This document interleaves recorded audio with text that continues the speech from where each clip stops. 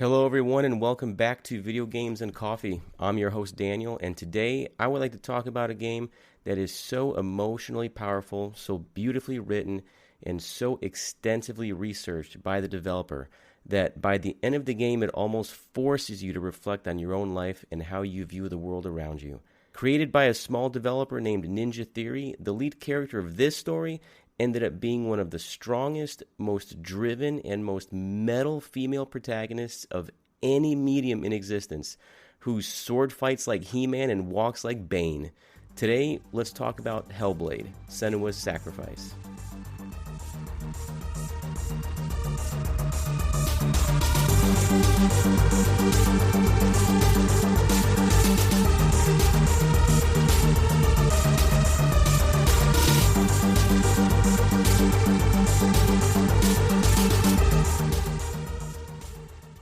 So, Hellblade, Senua's Sacrifice. My God, what a game that left an impression on me.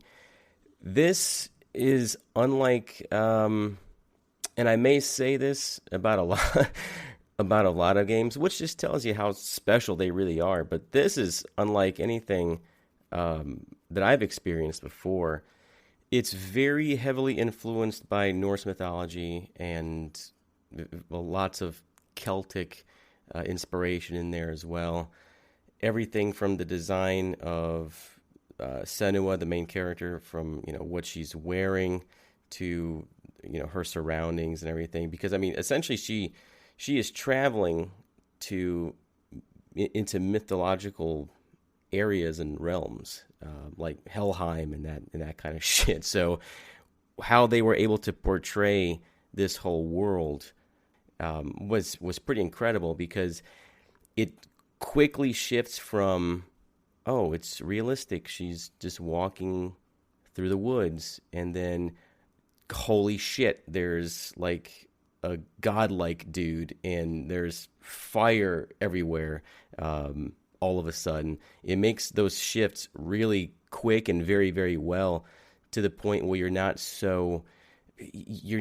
not so suffocating, the constant fantasy of it, because there's a lot of it where you just walk around and everything just looks normal until, holy Christ, until it's not.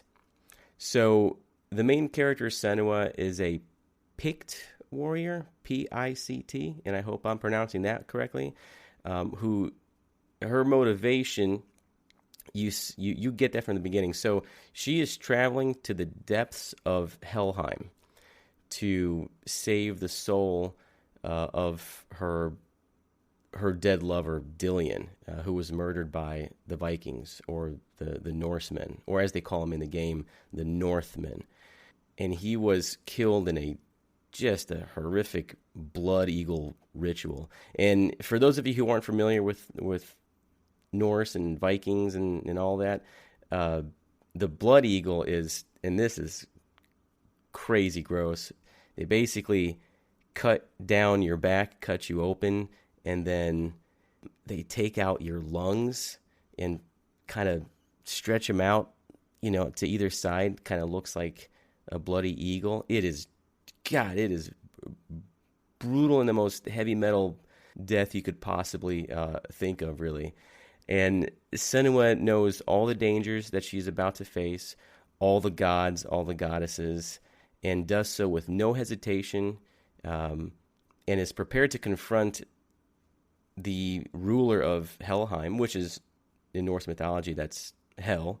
That's where the souls go after they die. So, let me correct it. So, the souls of dead warriors who died a very noble death in battle go to Valhalla, right, by the Valkyries. They get them off the battlefield and take you to essentially what is the Norse heaven. The unfortunate people who died of sickness, accidental deaths, and natural causes, they go to hell, unfortunately, and that really sucks. I thought that was a little harsh when I read on it, but I mean, I guess, man. So she's prepared to confront Hela, who is the ruler of Helheim, herself, and prepared to beat the soul of Dillion right from her and take it back. So Senua is crazy motivated throughout the whole game and takes shit from nobody, despite the really intimidating enemies that you face throughout the game. And the enemies themselves are very well done, again, in a more grounded way. So they're not going to look like something you see out of God of War, for example. So she's facing essentially what are the Norse gods, and they just look like very large dudes that are just wearing things like big kind of helmets or headdresses or whatever that makes them a distinct god with a distinct design from, you know, the last one. But it all basically, they look like if they took that shit off, they would look like a normal guy. So it's what they're wearing is what sets them apart from everybody else. So I thought that was a very, very good way to do it because, again, you don't have that super over-the-top fantasy whenever you do come across a boss or the normal guys that you have to defeat along the way until you get to the boss. But so the design of the enemies was great, including Hela herself, which looked like a woman, but she was half. The way Hela is described in Norse mythology is half of her body looks normal, and the other half of her body looks like a decaying corpse. And they were very true to that design. She's fucking huge. She's a giant. She's a giant when you finally see her. I was a bit taken aback. I was like, holy shit, what am I going to do against her? But all I got is a sword. And I mean, I would need at least a fucking blunderbuss or something. But no, the visuals in this game, man, it does not bore you at all. It doesn't matter what area, what realm you're in and who you face. There's always something just striking to look at. Here's something I really do suggest. So I enjoy watching, if it's available, a new game comes out, and I found that a lot of smaller developers do this, but I'll search for them like making of stuff, behind the scenes for video games on YouTube, and there's some developers that kind of do like a dev diary kind of deal. Ninja Theory did that for Hellblade, and I mean it's hours long with lots of episodes, and I highly recommend those of you who like that kind of thing, go ahead and get on YouTube, search for making of Hellblade, and I'm sure if it is not the first result right away, it's going to be one of the first few results. You'll be taken to Ninja Theory's YouTube channel, and it is incredible what a developer of that size, which I believe it's like 20 people I heard in an interview one time, what they were able to do to make such a phenomenally successful game with a crew that size in a budget that was very small compared to a lot of the AAA titles. So everything about it was fantastic. You really see every bit of what went into that game watching these dev diaries. I highly recommend you check it out, and that way you can see how a very small developer can make such a hugely successful game with the right people doing the right job. Everybody is absolute experts in what they do. Everything from the character development, the writing, the character development, where the story is going, the motivation, the audio engineering, the concept and design, and the actual programming. It was phenomenal to watch. I binged watched it. That's how great this Dev Diary series was. So I highly recommend everybody to check that out, and it really lets you appreciate what went into it. So Hellblade was written and directed, the whole concept, the whole idea of the game, by a man named Tamim Antoniadis, and it was released in 2017. He is the mind behind Hellblade, behind Senua, and the whole reason this game even exists. Tamim is a huge part of the dev diaries that you watch, and he shares the genesis of Hellblade and Senua's story from concept to execution, Tamim and his team at Ninja Theory created a work of art. Your appreciation for their work skyrockets when you see how they created their own motion capture studio in their conference room for, I guess, a few $1,000s worth of equipment, as well as putting together their own audio and video recording rigs as well. Sometimes with common parts and materials you can buy at a hardware store. It truly proves that with the right motivation and the right people, you can create an insanely successful AAA quality game without the backing of a massive major studio. I mean, you have to see this shit. When you play this game, you wouldn't believe that this was achieved by using equipment put together with things bought on Amazon and what you would pick up at the store on your lunch break.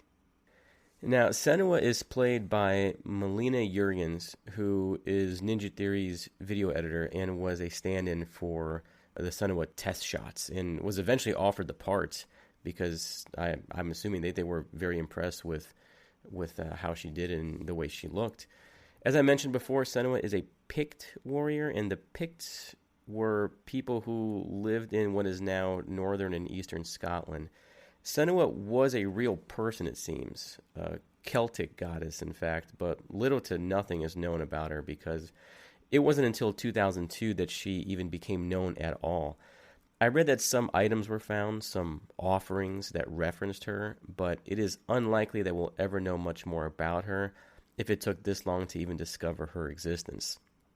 Now, the Picts were not Vikings, so Senua herself is not a Viking, despite her brutal, no-shit-taking appearance.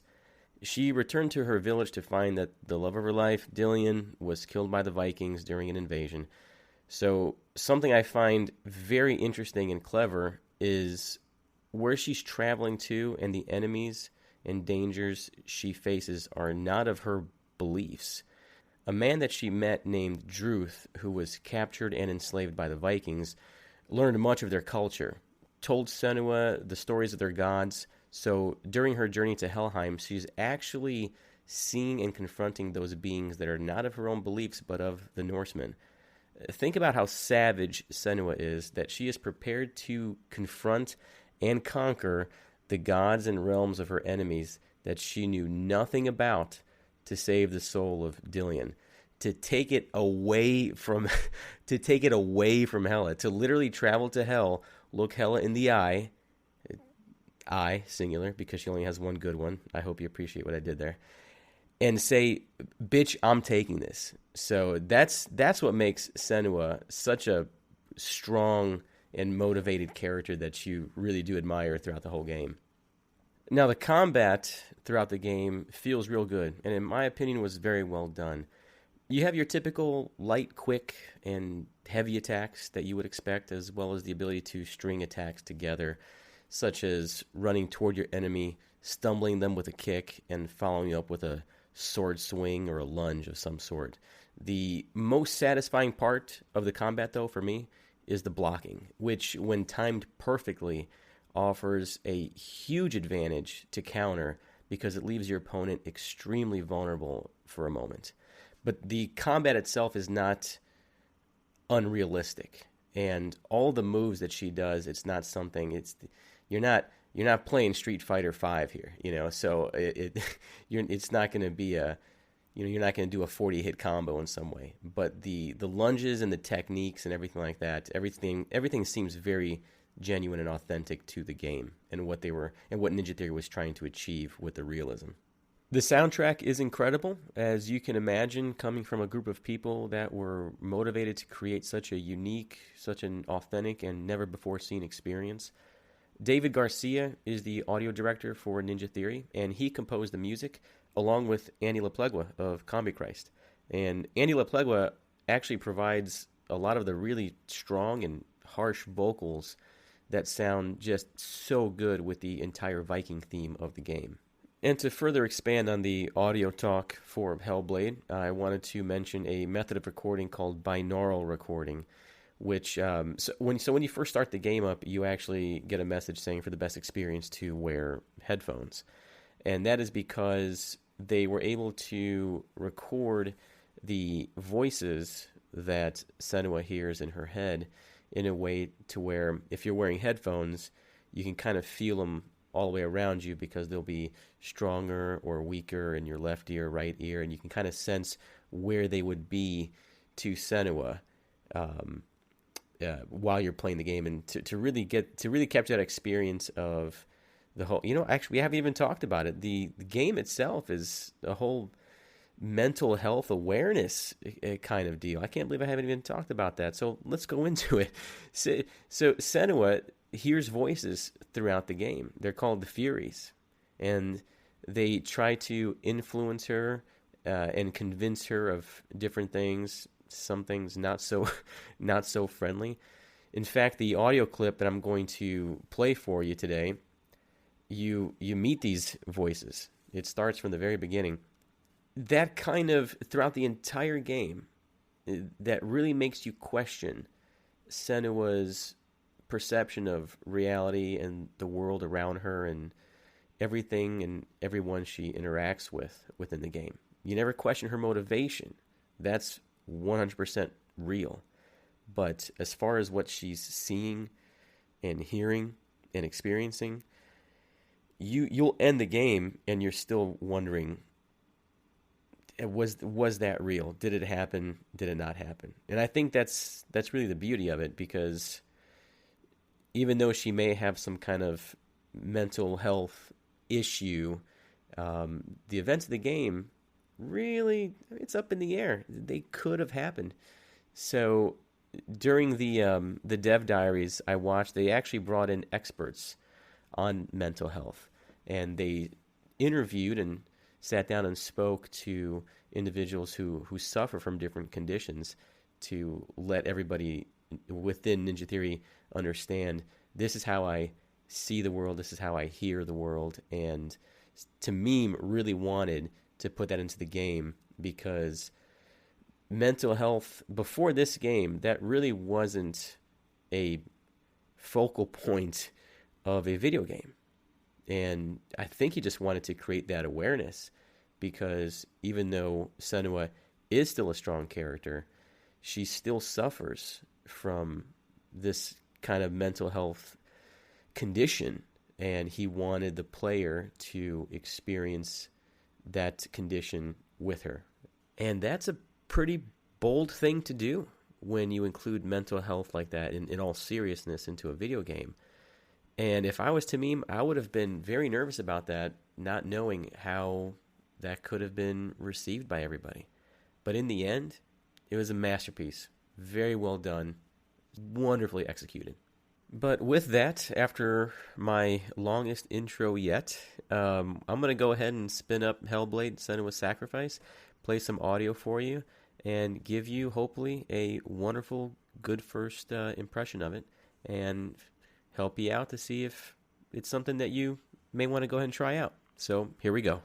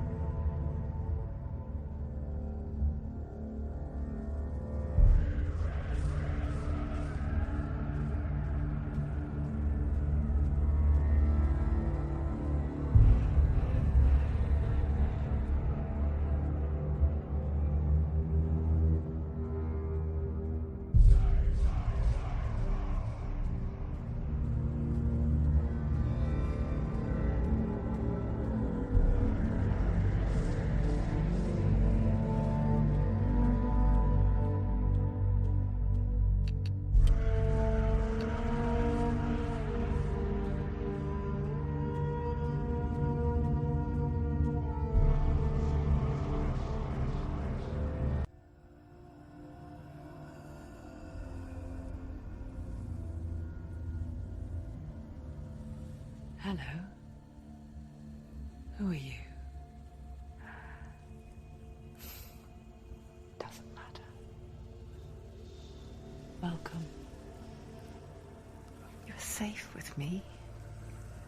I'll be right here, nice and close so I can speak without alerting the others. Let me tell you about Senua. Now, her story has already come to an end, but now it begins anew. What's happening? It's breathing. It's breathing. It's breathing. He knows she's getting closer. He can feel her coming closer. She's getting closer. They're watching. They're watching. They're watching. This is a journey deep into darkness. There will be no more stories after this one. What is she doing? Why is she doing this? They're watching. Why doesn't she turn coming? She's doing this for him. She wants to rescue him. He's already dead. I can feel you coming. Quiet. Oh, how rude of me. I never told you of the others. You hear them too, right? They've been around ever since the tragedy. Well, that's not quite true. Some are old, some are new, but they've changed. I think the darkness changed them, just like it changed her. Can you see them? Over there. Why isn't she looking? Why aren't you looking? He's in Helheim. Look, up ahead. Helheim. You see it too? You promised you could. Yes. It is real after all. She's finally arrived in the land of mist and fog. The place the Northmen call Hell. Turn back. Go back. Go back. It's not safe. Go back. It's not safe. It's them. They're here.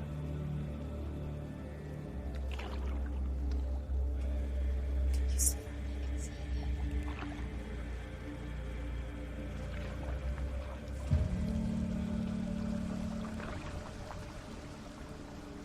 Look around and you will see them. The drowned, the sick, the slain. Here they lie, rotting in the fields and rivers of hell. But the dead don't always lie still here. This is not a place of rest. I can't do this. Go back. Go back. They're going to do that to you. Can you see them? Can you see them? They're going to do that to you.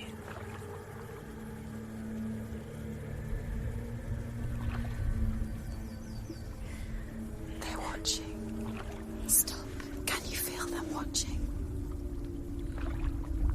They're watching her. They're watching her. You're so close to the darkness. Go back. Can you feel it?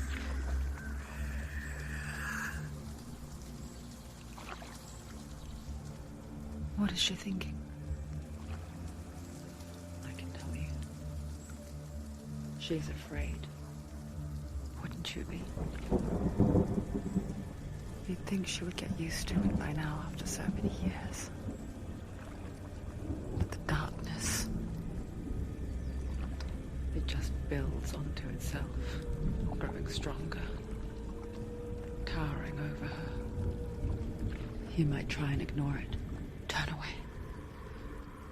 But it's always there, just out of sight, where you're most vulnerable. It's like it knows that just enough light is all you need to see its suffocating power.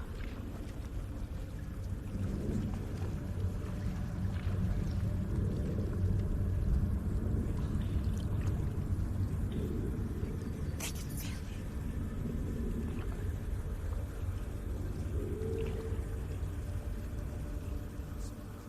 You might think she's brave to go on this journey on her own, but it isn't bravery that drives her. Bravery only means something to those afraid of death.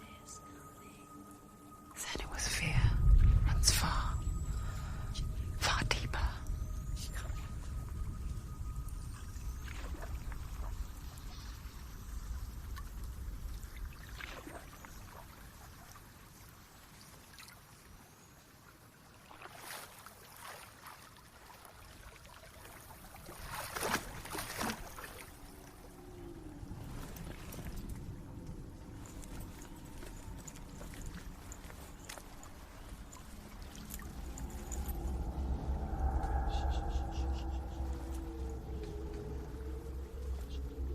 What is she looking at? What is she leaving behind? I know what she's thinking. I hear her thoughts. It's not too late to get into the boat and go back. No one will judge her. No one will ever know. Oh, she heard us. There's no going back.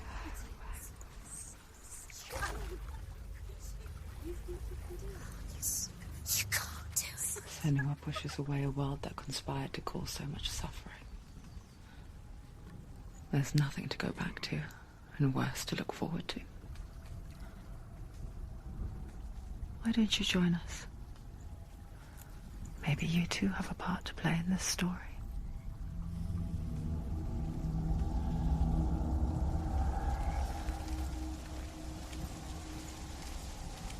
Use your eyes. Use your eyes. Come closer. Do not forget my story, Senua. Because your darkness comes from hell, and your fate lies there. They say the burning of a corpse will take you straight to Hela's gate, but gods and the living will follow this path. You must leave the Isles of Orkney across the eastern sea and find a road that leads north and down through deep, dark valleys.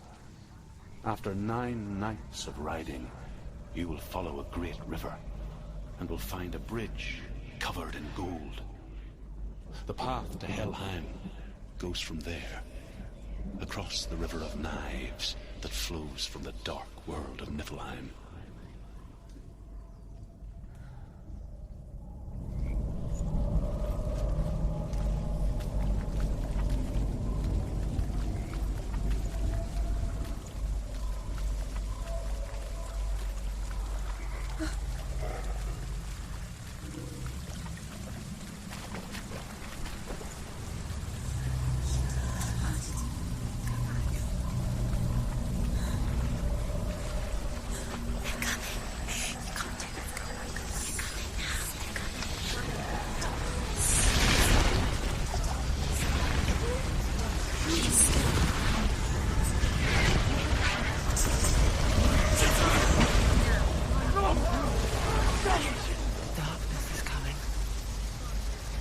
Yearns for life, hungers for it, like a pack of wolves on a hunt. But she's not stopping.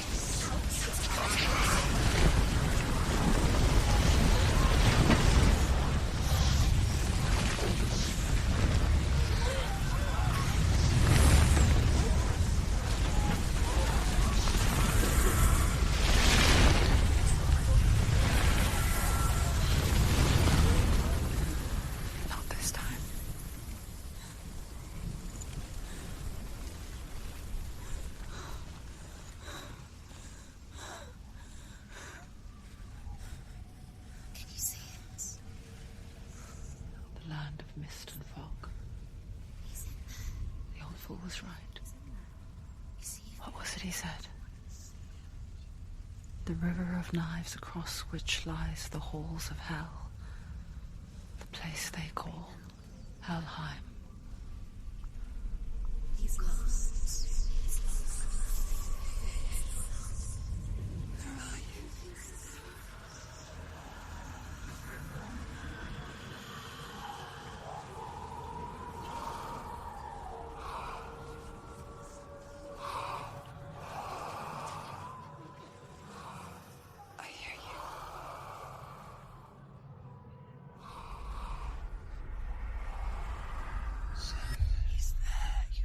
There's no doubt about it.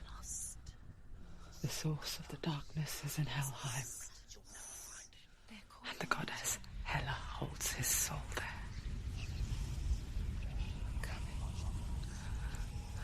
Her dear beloved, Dillian.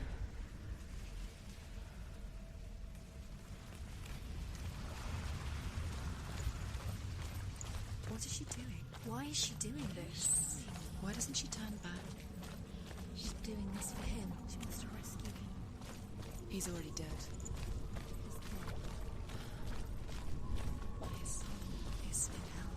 the bridge to Helheim. I forget its name. She forgets too. But she does remember that only the dead may cross it. That part wasn't so easy to forget. The old fool said there was a hidden path up to it. Let's see, shall we?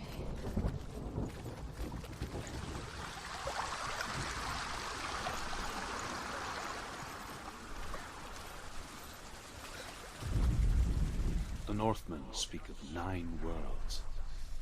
The world of men they call Midgard. Sky gods dwell in Asgard. The gods of earth, harvest, wind, and sea dwell in Vanaheim. The good elves dwell in Alfheim. The evil ones dwell in Svartalfheim. The mountain giants dwell in Jotunheim. The fire giants dwell in Muspelheim. Niflheim is the world of ice and darkness. Only the dead dwell in Helheim. And that is where you must travel.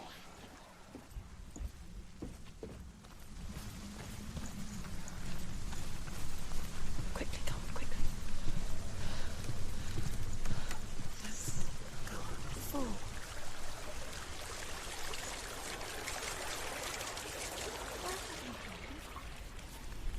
Just drop down. Why did she go down? What's down there? You've got to go. Why did she do that? She shouldn't have done it. She can't go back now. No, this is it. The hidden path.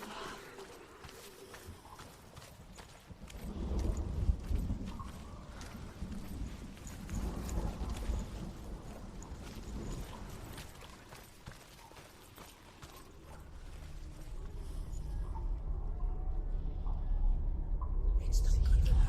He's going to hurt you. It's dangerous. Don't kill me.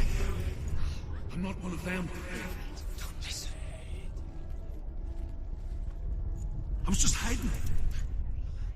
I find I live longer that way. Don't listen. I'll never let the bastards catch me again. Never! Wait. Who are you? It's just a memory. Ruth? Is that you? Around you now. For my tales of the Northmen, they call me Druth. A liar.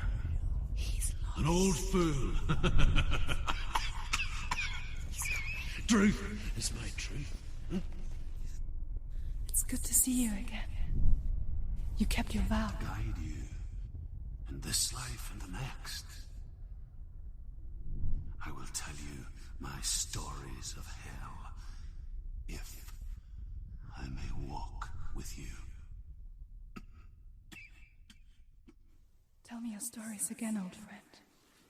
I'm listening. The runes seal the gates to hell. Focus your inner eye, and you too will see what's hidden in plain sight. Focus. Look closer. Look. Use your eyes. Isn't she looking closer? She needs to look closer. I can see one. Hold it in your mind's eye. Find one like it to open the gate. It's near. Look towards the gate, and the gate will open. The gate is open. Go through the gate. Go through it. It's dangerous. Follow it. It worked. No, it's not safe. I spent 6 years enslaved in hell. But I watched the Northmen, learnt their ways. I know you did. You listened when everyone else laughed. My people paid a heavy price. Carry my stories with you, and together we will make the Northmen feel our fury.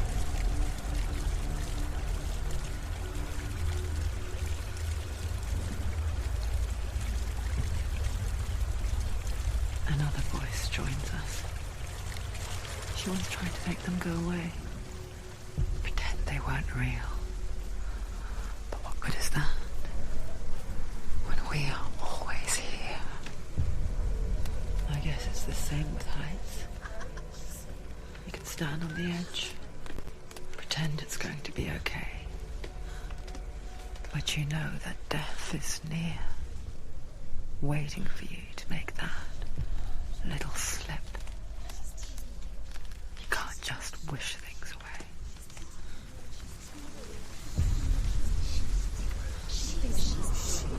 The world of the dead is ruled by the giantess, Hela, daughter of Loki. The gods feared her bloodline, bad on her mother's side and yet much worse on her father's. So, as a child, the All-Father cast her down into Helheim and gave her power over those who die of sickness, age, hardship, and self-slaughter. In all of the 9 worlds, only Hela can resurrect the dead. To Hela, your Dillion was sacrificed, and with her you must bargain.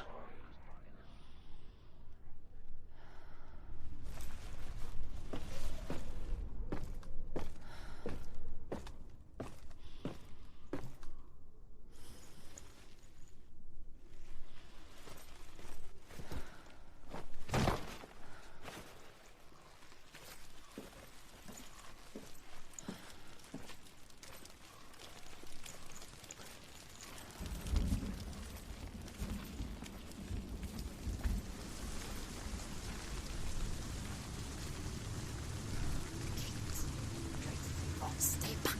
Look at it. You have to open it. The gate to Helheim divides the living from the dead. Is that the face of Hela herself? The half-rotten goddess that rules over Helheim. Whatever horrors lie behind that door, she must find him. Shh. Someone's here.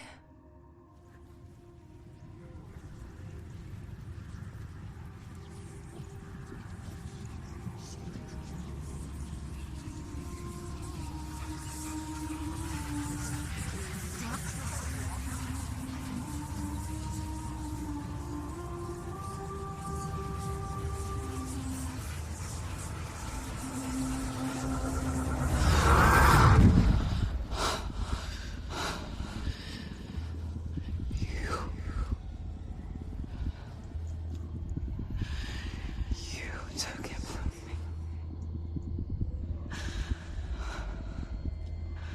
I beg you, let him go. I'll give you what you want. I won't resist anymore. Just give him back.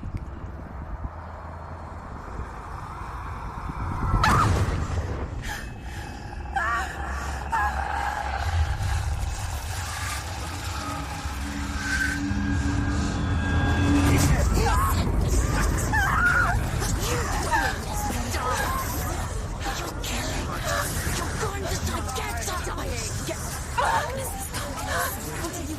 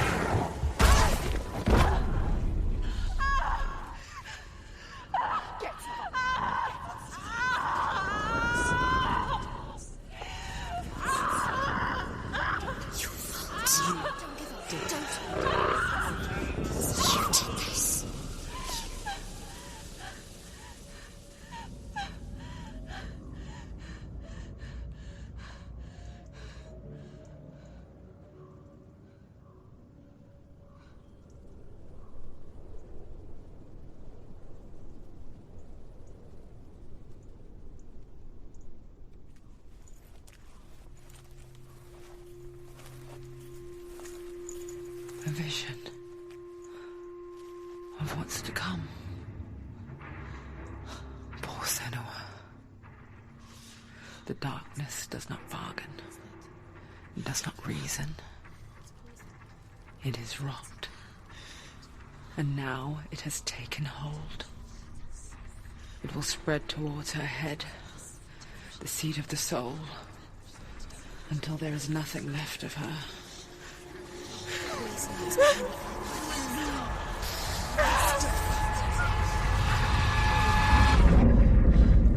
All of her suffering will have been for nothing. It's just a matter of time.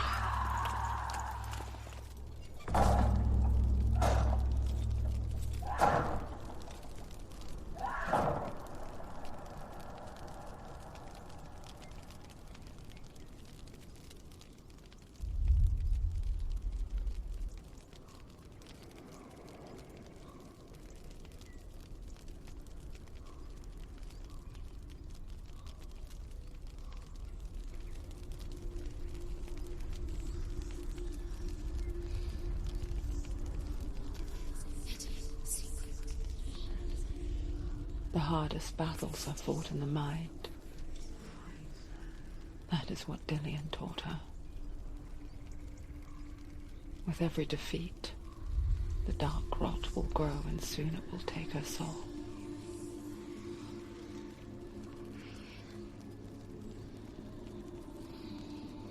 But for now, at least, she still has control of her mind.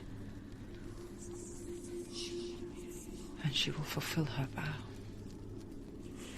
Whatever the cost.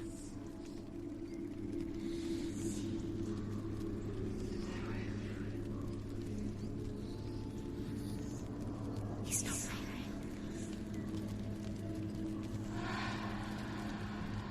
Listen to me, Senua. The goddess Hela lies behind the gate to Helheim. To open the gate, you must first face the gods that guard it. The god of fire, Zurt, and the god of illusion, Valravan. Spill their blood to open the gate to Helheim and enter the land of the dead. To Dillian. To his soul. It won't open. How will she get through? Why won't it open? Why can't she open it? She needs to challenge the gods. She has to fight 2 gods first. 2 gods? 2 gates. Which will she choose first? One of them will kill her, I know it. She's going to die. Uh-oh. Which one? And there you have it, the intro to Hellblade, Senua's Sacrifice. An incredibly dramatic intro, I'd say. I'd say it's the most dramatic one of the games I've done so far. Dramatic in a way where it's not, it doesn't open up like a Michael Bay movie, but it's you can tell the game's pretty deep. Now, the collectibles in the game are not your traditional collectibles. You don't go around trying to find things that you pick up and hang on to. The collectibles come in the form of lore stones. So you approach a stone that has a rune on it, and you focus in, and it goes into a little narrative where Druth, the fellow I told you about before, that was caught and enslaved by the Vikings, that taught Senua of their ways and their gods and their beliefs. He gives you little stories, little tidbits. It's super interesting. I think there's some people out there on YouTube that actually has all of them recorded, edited, and played in order. So I really love the voice actor that played Druth was fantastic, and the stories are just incredibly interesting. And they usually go over the different gods and explain who they are, and you also have now I've only been able to find 2, but there are certain areas where if you stand in the right place at the right angle, you actually see a face, which, if I remember correctly, it's Senua's mother speaking to you. But I think one was like through some water or a little waterfall or something like that. And if you stand there, you can kind of focus in and see her face, and then she starts talking to you. And, of course, it's all in Senua's head. But hats off to everyone at Ninja Theory for delivering such an astounding gaming experience with Hellblade. I just couldn't believe it. I walked away from it And I don't think I'll play something like that for a very, very long time. That's how unique of an experience that it is. It's just fair warning. My God, the ending, boy, that shit gets you right in the feels, man. If you're a big softy like me, that ending is gonna fuck you up. I promise you. But if it does or if it doesn't, reach out to me. Let me know. Let me know if you love the game already.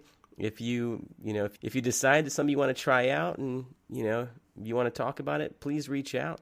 But thank you very much for listening. This was episode 5 of Video Games and Coffee, covering Hellblade: Senua's Sacrifice. Have fun, take care, be good to each other, and I'll talk to everyone next time.